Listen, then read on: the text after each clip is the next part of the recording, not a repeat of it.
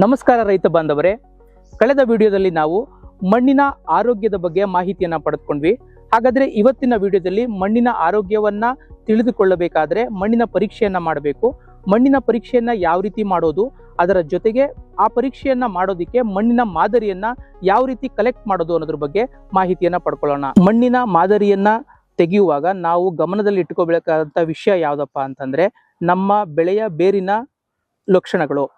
ಈಗ shallow rooted crops ಆಗಿತ್ತು ಅಥವಾ ಅಲ್ಪಾವಧಿ ಬೆಳೆಗಳಾಗಿತ್ತು ಅಂದ್ರೆ ನಾವು ಮಣ್ಣಿನ ಮಾದರಿನ ತೆಗೆಯುವಂತ ಆಳ ಸರಿಸುಮಾರು 15 ಸೆಂಟಿಮೀಟರ್ ಇದ್ರೆ ಸಾಕು. ಅದೇ ರೀತಿ ಆಳವಾಗಿ ಬೇರನ್ನ ಹೊರಡುವಂತಹ ಬೆಳೆಗಳಾಗಿದ್ದರೆ 30ರಿಂದ 60 ಸೆಂಟಿಮೀಟರ್ ವರೆಗೆ ನಾವು ತಗೋಬೇಕಾಗತ್ತೆ.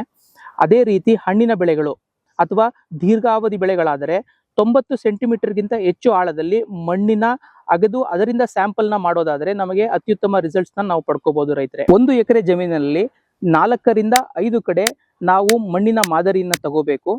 ಅದು ಜಿಗ್ಜಾಗ್ ಆಕೃತಿಯಲ್ಲಿ ತೆಗೆದುಕೊಂಡ್ರೆ ಉತ್ತಮವಾಗಿರುತ್ತದೆ. ಬೆಳೆ ಇಲ್ಲದ ಸಮಯದಲ್ಲಿ ಈ ಒಂದು ಮಾದರಿಯನ್ನು ನಾವು ಕಲೆಕ್ಟ್ ಮಾಡ್ಕೋಬೇಕು. ದೀರ್ಘಾವಧಿ ಬೆಳೆಗಳಾದರೆ 4 ಮರಗಳ ಮಧ್ಯದಲ್ಲಿ ಮಣ್ಣನ್ನ ಮಾದರಿ ಮಾಡುವಂಥದ್ದು ಉತ್ತಮವಾಗಿರುತ್ತದೆ.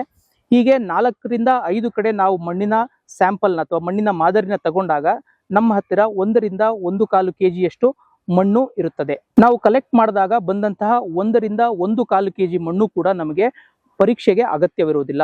ನಮಗೆ ಬೇಕಾಗುವುದು ಕೇವಲ 250 ಗ್ರಾಮ್ ಅಥವಾ 1/4 kg ಮಣ್ಣು ಮಾತ್ರ. ಈಗ 1 kg ಇರುವಂತಹ ಮಣ್ಣನ್ನ 1/4 kgಗೆ ಕಡಿಮೆ ಮಾಡುವುದಕ್ಕೆ ಒಂದು ಪದ್ಧತಿ ಇದೆ. ಆ ಪದ್ಧತಿ ಯಾವುದು ಅನ್ನೋದನ್ನ ಮುಂದಿನ ವಿಡಿಯೋದಲ್ಲಿ ನಾವು ತಿಳ್ಕೊಳ್ಳೋಣ.